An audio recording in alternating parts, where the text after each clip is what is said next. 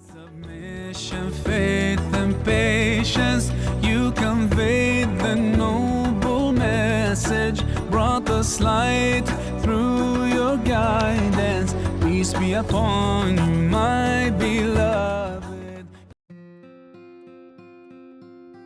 Did you say last time that no one of the Desert Arab families had taken the Prophet, peace and blessings upon him? Last time we were talking about why the Prophet, peace and blessings upon him, was left and not picked up by any of the foster mothers of the Desert Arabs. And one might wonder, well, if he had a grandfather and the family was so well off in Mecca, known to all of Quraysh as the leaders, why is it then that his grandfather couldn't give a gift on his behalf? Well, even though the family of the Prophet, peace and blessings upon him, was known as the leaders of Quraysh, their leadership and their fame and their glory wasn't actually based on wealth. It was another tribe that was known to be the wealthiest in Quraysh, which was the Umayyad tribe. But the tribe of the Prophet, peace and blessings upon him, Bani Hashim, theirs wasn't a glory based on wealth. Theirs was actually glory based, believe it or not, on humanitarian cases. His great-grandfather, Qusay ibn Kilab, the one who was the descendant of Quraysh, what he did for Quraysh to gain his leadership was that he brought them together to have a more inclusive society. He's the one who established what was called Dar al-Nadwa, the assembly hall. And that assembly hall was where all the tribe's leaders or elders would meet together to make decisions that would benefit everyone.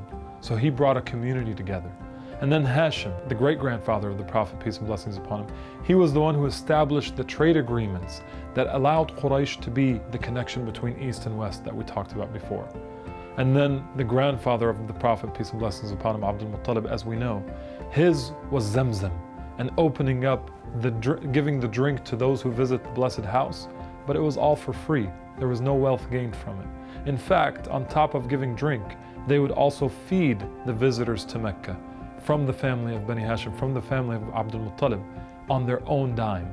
And so that meant that they had no wealth to earn for doing all of that. But theirs was the glory and the fame for being those humanitarians. And they were loved across Arabia because of that cause. They were also the representatives of the house because they fed people and they were the ones who clothed those who needed clothes.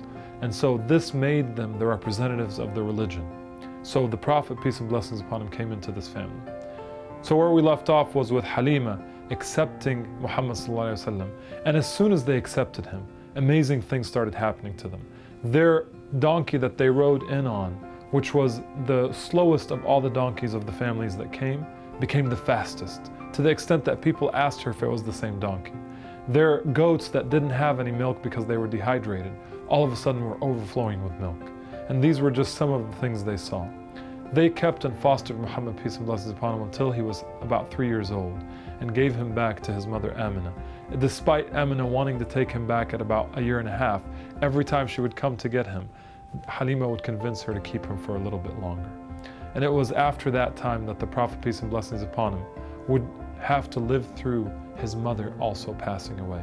You know, death is something that is destined to happen, but for the Prophet, peace and blessings upon him, it happened to his father before he was born and to his mother when he was very young in age. So he had to be transferred from one house to another. Now it was his grandfather Abdul Muttalib that would foster him. And it was almost as if God wanted us to know that his prophet, the example for the rest of us, had to go through the experience of being fostered by others, losing his mother, losing his father, so that we know that although we might have losses in our lives, it's always something that we're supposed to learn from, to remember that death is coming and that our lives are for a purpose. This is what we'll talk about next time.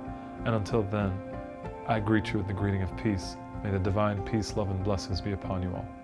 With submission, faith, and patience, you conveyed the noble message, brought us light through your guidance. Peace be upon you, my beloved. Ya Habibi, Ya Muhammad, Ya Nabi, salam ala